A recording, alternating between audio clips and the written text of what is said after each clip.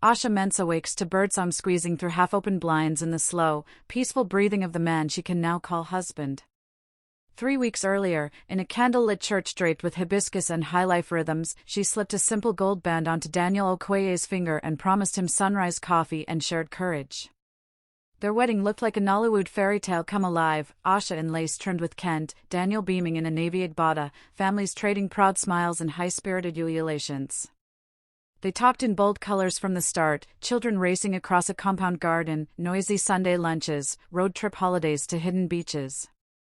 On their Zanzibar honeymoon they wrote baby names in the sand, only for the tide to steal them away. Back home in Accra every piece of furniture hummed with possibility. Asha painted the spare room pale yellow for someday, Daniel measured walls for a crib he vowed to build himself. One humid Saturday in Makola Market, an elderly jeweler blessed them, may your union overflow with sons. Daniel bought 2 anklets, one for Asha, one for luck. That night, lying chest to back beneath a squeaking fan, Daniel whispered, "I can almost hear little feet in the hallway." Asha pressed his hand to her stomach and breathed, "Then let's invite them." They did not yet know hope can be both kite and knife, soaring one moment, cutting deep the next. But as moonlight painted silver promises across their sheets, Asha drifted to sleep certain that joy, once claimed, could never be taken away. A sudden gust slams the window, Asha shivers at the omen she chooses to ignore. 6 weeks later a jubilant blue line appears on a pregnancy test. Asha's scream ricochets off tiled walls, Daniel, mid-football highlights, scoops her up and whirls around the bathroom. They cry on the floor, repeating "we did it," until the words lose shape. The world rearranges itself into softness. Daniel installs a pregnancy tracking app, timing Asha's water breaks. Asha enrolls in prenatal yoga and writes in a journal titled Little Bean. Only her sister Ifia and Daniel's cousin Tan know, yet the cassava seller downstairs winks knowingly. At 8 weeks they hear the tiny heartbeat, grainy, rapid, miraculous. Daniel records the whoosh and listens on loop during Lagos traffic commutes, tears fogging the windscreen. They argue once over which football club the baby will support, until morning sickness ends the debate. Each new symptom feels like a badge of honor. Then, 10 weeks in, the bleeding starts. Asha is kneading cinnamon roll dough when a cramp folds her in half. Warm liquid darkens her jeans, tiles meet her cheek, the room tilts like a broken carousel. Hours later fluorescent lights buzz as Daniel paces hospital corridors. A doctor emerges, eyes already apologizing. "I'm sorry, Mrs. Mensah. There was nothing we could do. Nothing we could do," lodges like shrapnel. Back home, the pale yellow nursery door stands ajar, a yawning mouth. Asha locks it, slides to the floor, forehead pressed to wood until dawn. Sunlight spills across the tiles as Daniel reaches for her but hesitates, already one step removed. Grief settles like harmattan dust, fine, pervasive, impossible to sweep away. Cinnamon makes Asha gag, song leaves her throat. Daniel's once playful texts vanish. They orbit each other like moons on separate courses. Church women offer herbal teas and testimonies. "Just relax, dear," Sister Abina coos. Asha smiles until her cheeks ache, then weeps in the restroom. Daniel buries himself in work, staying late enough that cleaners beg him to leave. At night he lies beside Asha without touching her. Silence grows teeth. One midnight, Asha finds him in the kitchen, spooning cold Gary. "Do you ever think about trying again?" she whispers. "Try what? To watch hope die twice?" "I feel like I'm drowning alone, Danny." "I'm here, aren't I?" he mutters, setting the bowl down. "Your body's here. Your heart is on mute." "I can't carry both our grief," he snaps, retreating. Daniel's manic productivity earns him a leadership retreat in Cape Town. "Just a few days, might be good for us," he says, meaning good for me to breathe. Asha nods. As he packs, the scent of his cologne feels like another goodbye. Alone that night, the unlocked nursery door creaks open as if inviting a new darkness. The door's shadow stretches long across the hallway. Cape Town glitters outside Daniel's hotel window, but he sees only the bottom of his whiskey glass. At the retreat mixer, a live band croons Afro-soul while Daniel, planning an early exit, notices Mira Sappho, a free-spirited creative lead in a burnt orange jumpsuit, shaved head radiant under fairy lights. Her laugh ripples through him. She approaches. Why does the man with the saddest eyes have the strongest jawline? Daniel laughs, an unfamiliar, relieving sound. They discover a love for spoken word. On a moon-washed pier, Mira hands him a poem. Grief is a country with no airports. You arrive and are told you may never leave. You don't have to pitch a tent there forever, she murmurs, squeezing his hand. The weight on his chest lightens. Back in Accra, Asha endures a cousin's baby shower. An aunt mutters, a woman is judged by her fruit, not her frosting. Asha locks herself in a bathroom. Ifia comforts her, your worth isn't your womb. But shame roots deep. That night Daniel and Mira share spicy prawns at a seaside stall. Asha lies on Ifia's couch clutching a hot water bottle, phone glowing with Daniel's two-word text, miss you. Her reply, miss you too, feels like a lie. Mira leans across the table, voice under the hush of waves, you deserve to feel alive again, Daniel. For the first time, he does. Storms delay Daniel's flight, the half-promise of distance becomes a full night. In the airport bar, Mira sketches marketing ideas. They talk until final call. Mid-air turbulence rocks the plane, her hand finds his. Neither lets go until seatbelts unclick. Dawn paints Accra rose gold. Daniel insists on driving Mira home. At her gate she kisses his cheek, too soft for innocence, too brief for guiltlessness. 2 days later she texts a photo of a street mural, made me think of our conversation about stories. Daniel types back before thinking, coffee? I want more of your story. Their coffee becomes an afternoon at the botanical garden. Mira points at a caterpillar. They become soup before wings. Beautiful and disgusting, Daniel laughs. Transformation usually is. If you weren't afraid, she asks, what would you tell your wife? That I'm scared I broke something in her I can't fix, maybe in me too. Honesty isn't cruelty, she says. It's mercy given early. Meanwhile, steam fogs Ifia's kitchen as she feeds Asha jollof. Lovely feels irresponsible, Asha says. Grief can rent a room, Ifia replies, but it can't own the whole house unless you hand it the deed. Asha's laugh, small, genuine, returns for a moment. That evening Daniel brings lilies, Myra's suggestion, they mean renewal. Asha thanks him, unaware. Over dinner she chats about a mango tart recipe. Daniel's phone buzzes, tonight was perfect sparkles. He flips it face down, stomach curdling. Asha, he begins, then retreats, we should take a weekend trip. I'd like that, she smiles, hope fluttering. Later, she whispers, I still believe in us. Guilt crushes Daniel's chest. In darkness he opens a blank email titled We Need to Talk, but closes the laptop at her footsteps. Her breathing steadies into sleep. His phone lights up with Myra's name, vibrates once, twice, then stills. Final, Asha's phone buzzes on the nightstand from an unknown number, you don't know me, but you deserve the truth about Daniel. Daniel sits across from Mira under a canvas umbrella at the new rooftop lounge on Cantonments Road. Accra's night skyline flickers behind her shaved head silhouette, live highlife drifts up from the street. Daniel orders Chapman cocktails, but Mira sticks to hibiscus tea, I like to taste the world clearly, she says. Conversation flows like the warm breeze, childhood anecdotes, work gripes, favorite authors. Daniel feels hurt in a way grief-numb Asha can't manage right now, and hates himself for thinking it. Mira leans closer. Mira, marriages stall when partners hide inside politeness. Who's Daniel when the curtains close? Daniel laughs nervously, a man who fixes broken electronics at 2 a.m. so he doesn't have to fix himself. Mira, maybe you should stop soldering wires and start soldering truths. Her frankness startles and woos him. After dessert she drags him to an open mic 2 streets away. Poetry slams echo against graffiti walls, neon strobes catch sweat on eager faces. A poet shouts, "We bury sorrow in the soil of silence and wonder why our gardens die." Daniel's chest thunders. Outside, rain sprinkles. Mira steps into it, arms wide. "Let the clouds confess for once," she laughs. Daniel joins her, the drizzle baptizes them in reckless relief.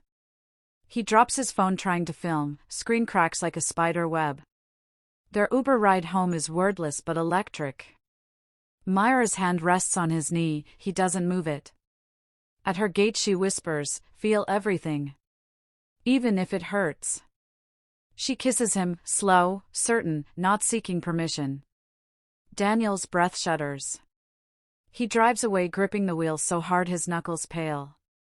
Asha is asleep on the couch back home, fertility blogs open on her laptop. Daniel covers her with a blanket, heart ricocheting between guilt and the sharp thrill of being seen. Daniel's cracked phone lights up, new voicemail from Mira, "Call me when she's not listening." Weeks unfold in stealthy petals. Daniel schedules late meetings, but HR notes no conference room bookings. His manager, Mrs. Okafor, warns, "Wife first, Daniel. Promotions mean nothing if you lose your anchor." He nods, unchanged. Myra's apartment becomes an after-hours sanctuary, mismatched cushions, incense swirling, jazz vinyl spinning under dim bulbs. They cook jollof together, arguing over Scotch bonnet levels, mouths meeting between tastes. Mira paints while Daniel dozes on her sofa, the hush of domestic intimacy terrifyingly easy. One humid Wednesday Daniel blurts, "We should stop." Mira, "Stop lying or stop breathing?" Daniel, "Both feel the same lately." Mira, touching his cheek, "You're alive when you're honest. Everything else is flatline." They do not stop. Asha senses drift. She texts midday selfies, receives thumbs-up emojis. At choir practice Sister Abina asks, "Your glow is fading, dear. Trouble at home?" Asha's forced laugh cracks. She books a couples retreat weekend in Ada Foa. Daniel cancels, quarter-end numbers, impossible. That night Asha googles, "Why do husbands pull away after miscarriage?" Threads suggest porn addiction, depression, affairs. She slams the laptop shut. In the stillness her phone pings. Unknown number again, "He's choosing cherry red lipstick over your pale yellow nursery." Asha blocks it, then unblocks, fear winning over pride. Mira discovers she is pregnant 6 weeks later. The test stick trembles in her grip like detonator. Daniel arrives with pastries, notices her tears. Daniel, "Horse wheel, figure it out." Mira, "Children shouldn't be consequences." Daniel, "They can be beginnings." He pulls her into him even as dread prickles. Back at home Asha hugs Daniel, unaware of the result tucked in his wallet, its Blue Cross bleeding ink against the leather. Daniel spirals between two worlds, scheduling Myra's first prenatal scan while pretending to plan a beach getaway with Asha. His lies breed lies, phantom board dinners, traffic jams that last past midnight. Asha decorates the once-locked nursery, pastel elephants guard empty corners. Mira, stomach fluttering, begins prenatal vitamins. She records voice notes for the unborn, "You are already poetry." Daniel listens, tears streaking. One afternoon Asha's colleague Teo spots Daniel near Ridge Clinic, arm around a pregnant woman. Recognizing him from wedding photos, Teo swallows her shock. Later she texts Asha, "You okay, sis?" Asha replies a smiling emoji. At dinner Daniel compliments Asha's Contamire stew with mania. Asha, "I might have fertility tests next month. Want to come?" Daniel, choking on fufu, "A work trip. But I'll support however." Asha, softly, "Support isn't a calendar invite, Danny." Midnight. Daniel receives Myra's ultrasound photo, grainy silhouette of possibility. He stares until sunrise. Asha awakes to find Daniel in the shower sobbing quietly. She presses ear to frosted glass, the water muffles confessions. She leaves coffee at the door, heart fracturing. Unknown number again, look in his wallet. Asha's pulse hammers. Saturday morning. Asha stands over Daniel's discarded jeans. She palms his wallet, fingers shaking. Out slides a crumpled receipt, Ridge Clinic, Obstetrics. Beneath it, Myra's positive test photo, edges worn from rubbing. Shock is icy first, then volcanic. Asha's scream startles the neighbor's rooster. Daniel rushes from the bathroom, towel askew. Asha, voice breaking, are congratulations in order, Daddy? Daniel, it's complicated. Asha, complicated is algebra. This is betrayal. He reaches, she retreats. Daniel, I didn't plan. Asha, laugh bitterly. Sperm rarely drafts blueprints. She flees to Ephia's. Rain pelts the taxi roof like bullets. At her sister's flat she collapses, sobs wringing her dry. Ephia wants to confront Daniel with a cutlass. Asha grips her wrist. No police drama. Pain enough already. Across town, Mira senses tension from Daniel's cryptic texts. She scrolls couples therapy ads, uncertain. That night Daniel arrives at Ephia's door drenched. Ephia blocks him. Ephia, thunder strike you, Daniel Okoye. Daniel, horse, I need my wife. Asha, emerging, you need a moral compass. Neighbors peek through curtains. Daniel kneels on soggy welcome mat. Asha, stand up. Your theatrics are leaking. Daniel, weeping, please come home. Asha, home burned down the moment you lit another hearth. She slams the door. Inside, she sinks against it, breathing shards. On Ephia's TV, news headlines flash. Tech firm CFO Daniel Okoye faces internal investigation. Asha's eyes widen. Daniel's job is unraveling too. Monday. Corporate HQ corridors buzz. Daniel is summoned to HR, anonymous ethics complaint alleging misuse of funds for private travel. Spreadsheet timestamps betray his secret trips to Ridge Clinic. Mrs. Okafor's pity pierces more than punishment. Suspended pending review, Daniel exits to paparazzi whispers, career freefall. Mira calls, he ignores. He drives to Ephia's, but no one answers.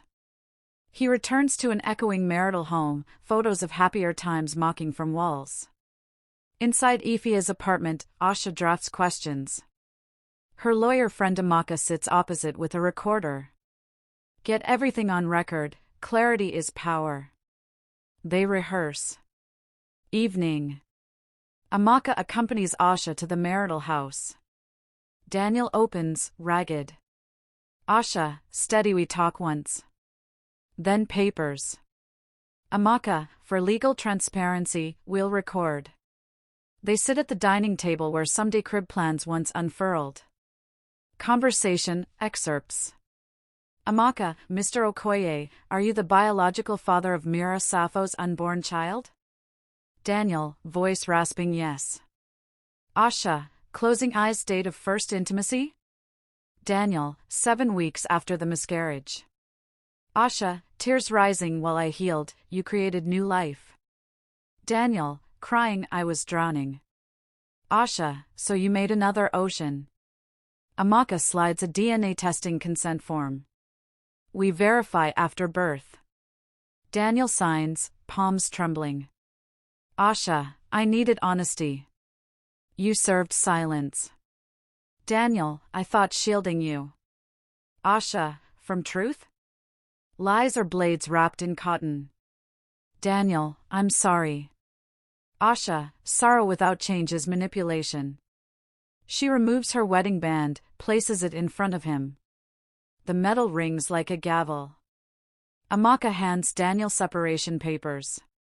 He signs. Ink pools where a tear falls. Asha, soft but firm, I deserved a partner, not a puppeteer. Daniel, whisper, I still love you. Asha, love isn't ownership. I'm repossessing myself. She rises. At the door she pauses, voice barely above wind, may your child never feel the abandonment you gifted ours. Then she leaves, night swallowing her figure. Daniel sinks to the floor, cradling the band like a relic.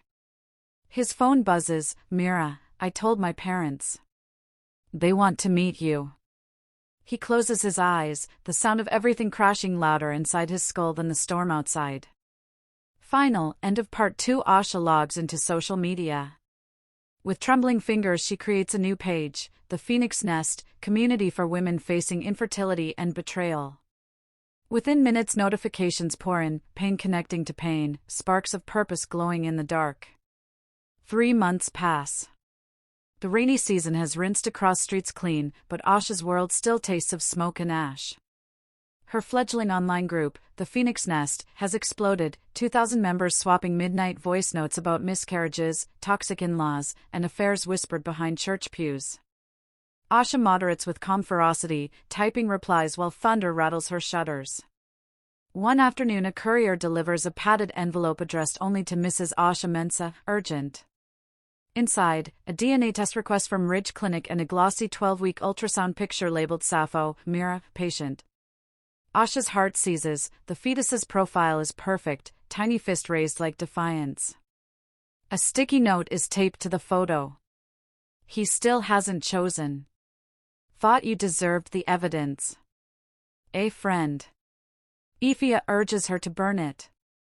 Instead, Asha scans and uploads it to her hidden legal folder, adding time-stamped observations like a crime scene analyst. She forwards a copy to Amaka with one line, "Load next chamber." Night. On Phoenix Nest's weekly live chat, Asha tells her story, no names, just raw edges. Asha, voice steady proof doesn't just free you from gaslighting, it hands you the pen to rewrite your ending. Thousands of emojis burst like fireworks. Somewhere across town Daniel scrolls the anonymous stream and recognizes his own sins painted in someone else's colors. Mira texts Daniel, "First kick today. Baby's saying hi to Daddy Redheart."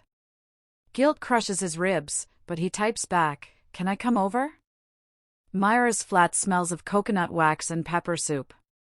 Daniel kneels, ear pressed to her gently rounding belly. A flutter, a kick, sparks tears. "Daniel, whisper I'll be better than my father." "Mira, then start by being honest with the mother of your child." She hands him an ultimatum printed on lavender paper, birth plan. His name is blank under partner. "Mira, I need you in or out. No limbo." Daniel's brain splinters, career suspension, mortgage bills, public whispers. Yet Myra's warmth and the child's rhythmic kicks feel like a compass. He drives home, rehearsing confessions for Asha, only to find the house dark, furniture draped in sheets like ghosts. A single envelope lies on the hall table, for Daniel. Inside, keys, the signed separation deed, and a post-it, "Move-out crew arrives Friday." Amaka. No signature. Walls close in. Daniel punches the cupboard, splintering wood, splinters for splinters. He sinks to the floor, sobbing into packing paper. Across the city, Asha moves into a sunlit annex behind Ifia's home. First night she weeps until dawn, then opens her laptop and drafts Phoenix Nest's new mission, from survival to impact. She schedules a town hall meetup, "Let's turn hurt into policy change."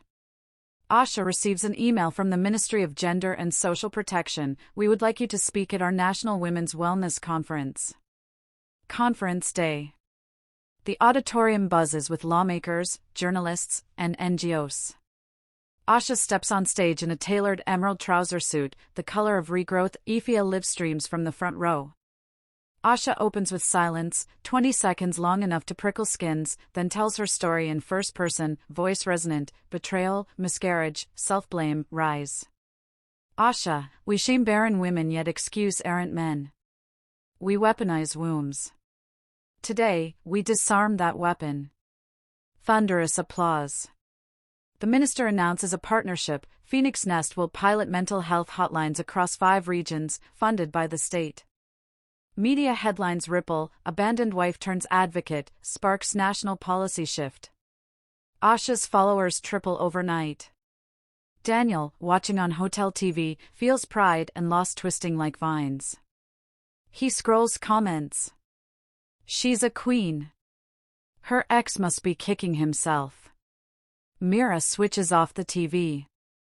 Mira, your grief for her is louder than your joy for us. Daniel, exhausted, I'm proud of her. That doesn't steal from you. Mira, but it steals from me when you look at her like a lighthouse you still need. Lightning cracks outside. Daniel realizes every path now demands sacrifice. Phoenix Nest inbox pings, a message tagged urgent from Kweku Adam, your speech saved my sister. I'd like to donate office space. Coffee? Asha hesitates, thumb hovering over reply. Coffee meeting. Kweku, a soft-spoken architect with warm eyes, and his 8-year-old daughter Zara greet Asha at a riverside cafe. Zara offers Asha a sunflower drawing. Conversation flows easily. Kweku's late wife died in childbirth. He channels grief into pro bono housing for single mothers. Office space?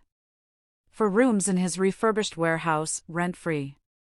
Asha tours the site, high ceilings, plenty of light, perfect for counseling hubs. Volunteers swarm, paint rolling across brick like sunrise. Zara trails Asha, chattering about favorite cartoons. Something unfurls inside Asha, tender, tentative. Night. Daniel, now formally terminated after audit findings, arrives at Myra's prenatal class straight from a job fair, suit wrinkled. Couples practice breathing, Daniel can't find rhythm. Afterwards, he confesses, firing, debts, fear. Mira, taking his hand, wheel budget. Baby doesn't need gold rattles, she needs present parents. She places his hand on her belly. A strong kick thuds. Hope sparks. But that night Daniel scrolls Asha's warehouse launch photos, her smile effortless, Zara clapping beside her. Jealousy and regret gnaw. Daniel receives court summons, divorce hearing set for 30 days. At the bottom, a note, custody/tenancy dispute, hearing mandated. Press leaks Daniel's scandal, affair, paternity, job loss. Blogs claw him open, former CFO, from boardroom to broken home. He can't afford the mortgage, the bank forecloses. Paparazzi catch him moving boxes into a modest 2-bedroom. Headlines gloat. Inside the flat, Mira rubs her swollen belly while Daniel assembles a second-hand crib. A slat snaps, he curses. Mira, it's just wood. Daniel, voice shaking, it's proof I'm failing before fatherhood starts. Mira, failures refusing to rise. Try again. They glue the slat, laughing through tears. Yet when Mira sleeps, Daniel googles how to regain ex-wife's trust. Meanwhile, Phoenix Nest relaunches in Kweku's warehouse, now christened the Phoenix Center. Opening day draws TV crews. Kweku stands beside Asha, pride luminous. Reporters probe their relationship. Asha answers. Asha, smiling at Zara, we're partners in purpose. Anything else is God's canvas. Zara slips her hand into Asha's. Cameras flash, capturing a tableau so whole it startles Asha's heart. That evening, Kweku cooks a goosey soup for the volunteers. After dishes, on the balcony, Asha admits her fears, trusting again, motherhood via shortcut. Kweku, love isn't a trophy cabinet, it's a greenhouse. Different seeds, same sun. He offers no kiss, only presence. It feels like rain after drought. Across town, Daniel lies awake listening to Myra's steady breathing, scrolling a digital photo of Asha and Zara. He drafts an email, I'm proud of you. I'm sorry. I hope one day you'll let me apologize in person. He deletes, rewrites, deletes. Final, end of part 3. Mira shakes him awake at 3 a.m., water breaking. Hospital. Now. Daniel grabs the go bag, heart hammering as ambulance sirens carve the night. New life is minutes away, redemption slipping through bloody fingers. Sirens slice the night as Daniel guides paramedics into Myra's apartment. Her contractions are a drumbeat, sweat pearls on her brow. Mira, gasping, promise me you'll stay. Daniel, gripping her hand, I'm here. I won't blink. At Coralbu Teaching Hospital, the delivery ward thrums with urgency. Fetal heart monitors stutter, a nurse frowns, baby's heart rate dipping. Emergency lights flash crimson, Mira is rushed toward theater for an unplanned C-section. Daniel scrubs in trembling silence, whispers psalms he half remembers from childhood. Minutes stretch elastic until a cry, thin, defiant, cuts the tension. A nurse lifts a chocolate-skinned infant, fists balled in protest. Daniel, tear-soaked, my daughter. They name her Amari, strength. Across town, Phoenix Center's fundraising gala reaches its crescendo. Asha stands beneath hanging lanterns, pledging counseling scholarships. News of Amari's safe arrival pings her phone. She stares at the screen, grief, relief, and something softer coiling together, then pockets the device and returns to the podium. After midnight, Daniel sits in neonatal recovery watching Mira sleep. Amari's tiny fingers curl around his thumb like a question, can you change? Exhaustion and awe mingle. He drafts a message to Asha, baby's here, healthy. I understand if you never reply, but thank you for once loving me into someone capable of this. He hesitates, hits send. Asha reads the notification, heart hammering, her finger hovers over reply, but a shadow crosses the doorway, Kweku, holding thermos cocoa for her. She locks her phone and smiles. Weeks blur inside swollen August heat. At Phoenix Center, Asha and volunteers paint a mural of fiery birds rising, Zara's design enlarged 30 times. During breaks, Kweku brings roasted plantain and chilled sabalo, laughter hums between them like circuitry. One Saturday they host Kids' Resilience Day. Zara loops yarn friendship bracelets around Asha's wrist. Parents share stories under canopy shade. Kweku watches Asha mediate a toddler dispute with calm grace, admiration flares. After cleanup, they stroll the riverside boardwalk, dusk melting tangerine. Kweku, you pour so much light into people, I wonder what fuels you. Asha shrugs, my cracks leak enough darkness, I balance the ledger. Kweku, may I help keep your lamp full? He doesn't reach for her hand, just offers space beside him. Asha steps into it. Silence turns companionable, moon threading silver across water. Meanwhile, Daniel juggles night feeds and job applications. Myra's mother flies in from Kumasi, her disapproval blunt. Mrs. Sappho, fathers earn bread, they don't beg crumbs. Daniel's rejection emails pile up like bricks. He sells his car to cover formula and rent. At 3 a.m. Amari's cries crescendo. Mira, battling postpartum blues, weeps that her milk supply is low. Daniel hums lullabies off-key, bouncing Amari until dawn burns orange across cracked blinds. Fatherhood is a forge, each sleepless night hammering softer metal into firm resolve. Asha's lawyer forwards a court notice, final divorce decree ready for signing. Hearing scheduled same day as Phoenix Center's first regional rollout. Which future will she face first?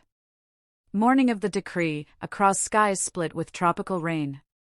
Asha arrives at family court chambers in a teal jumpsuit, steadfast and scared. Daniel, suit borrowed from Tund, stands beneath guttering eaves clutching a cheap bouquet. He offers it, she shakes her head but motions him under the awning to stay dry. Inside the mediation room, pens scratch. Amaka summarizes terms, no alimony demanded, shared property sold, proceeds split, Daniel waives claim on Phoenix Center, Asha waives claim on his pension. Amari's paternity is entered into record, custody between Daniel and Mira. Judge Cardi, do you both understand? Asha and Daniel, in unison, yes, your lordship. Stamps thunder. Marriage ends. Outside, Daniel exhales a shaky thank you for not destroying me. Asha, softly, consequences were enough. I'm choosing creation, not ruin. A tentative handshake holds a decade of memories, they let go. Afternoon sun bursts through retreating clouds as Asha hurries to Phoenix Center South Launch in Tima. Crowds chant, brass band blares. She snips the ribbon with Zara's tiny scissors. Kweku watches pride swelling. Later, under marquee lights, he asks. Kweku, dinner just us, no volunteers, no cameras? Asha, smiling yes. That night they cook wache in his open-plan kitchen, music drifting. Zara practices spelling homework at the counter, occasionally chiming in. After dishes, Kweku leads Asha to a rooftop herb garden. Wind carries sage and possibility. He cups her face, pausing for her nod, a nod that trembles then firms. They kiss, gentle, assured. Down the coast, Mira naps, Daniel emails resumes between sterilizations. He opens Phoenix Nest livestream, Asha's recorded encouragement plays. He whispers, "Rise, Daniel," and applies for a microloan to start a home electronics repair shop, Kintsugi Tech, mending the broken. Mira emerges, letter in hand, an invitation to a Phoenix Nest Fathers forum. "Did you sign us up?" Daniel nods. Mira half smiles, "Maybe you're changing." 1 year later. Asha walks Zara to school wearing a bonus mummy t-shirt Zara designed. Adoption papers finalized last month, surname Mence Adam gleams on the shiny lunchbox. Kweku proposes during Phoenix Center Gala, a subtle side-stage moment, not on camera. Asha says yes amid warehouse fairy lights and applause crashing like waves. Wedding day, Riverside Garden, string quartet weaving high life. Asha's gown integrates Kent panels, Zara scatters sunflower petals. Vows emphasize partnership and purpose. Asha, we promise to turn pain into shelter for others. Kweku, and joy into seeds for tomorrow. Guests cheer as lanterns ascend into twilight. Among them, Daniel, invited at Zara's insistence, stands by a jacaranda, baby Amari on his hip, Mira beside him, healed glow in her eyes. When Asha meets his gaze she feels no sting, only gentle nostalgia. They exchange nods, quiet pact of forgiven souls. Reception buzz. Daniel hands Asha an envelope, read later. Asha tucks it into her bouquet. Weeks pass. Phoenix Center expands into Kumasi. Daniel's Kintsugi Tech prospers, his viral TikTok repairs fixing hearts while fixing gadgets garner sponsorship. He donates 10 phone charging stations to Phoenix Centers, each engraved "Rise Again." Night before honeymoon, Asha opens Daniel's envelope, a featherlight paper folded thrice, inside, a single key and coordinates. Note reads, "What I owe you waits here." Curiosity sparks. Asha and Kweku detour on their coastal road honeymoon, following the coordinates to a modest, freshly painted building near Cape Coast, once Daniel's foreclosed house. A signboard reads Phoenix Nest Children's Clinic, donated by the Amari Foundation. Inside the foyer, a framed letter rests. Dear Asha, I thought redemption was getting my old life back. You showed me redemption is building something good from the rubble. This clinic is the first brick. Thank you for the blueprint. May every child who enters find the love we lost, then found anew. Daniel and Mira, in honor of Amari. Tears slip down Asha's cheeks. Kweku squeezes her hand. Zara, on a video call, squeals at the colorful murals. Sunlight pulls through skylights shaped like phoenix wings, dust motes swirl like glitter. Outside, waves hurl themselves against rocks, relentless then retreating, proof even violent breakers end in foam and hush. Asha pens a reply on clinic stationery. Daniel, I forgive you fully. Keep building. Let our children inherit bridges, not ashes. Asha. She tapes it beneath his frame, a loop closed. Hand in hand, Asha and Kweku step into noon brightness, families filing past them toward free vaccinations. Zara's voice crackles from the phone. Mummy, when you come home can we draw more phoenixes? Asha, smiling yes, my love. As many as the sky can hold. The end.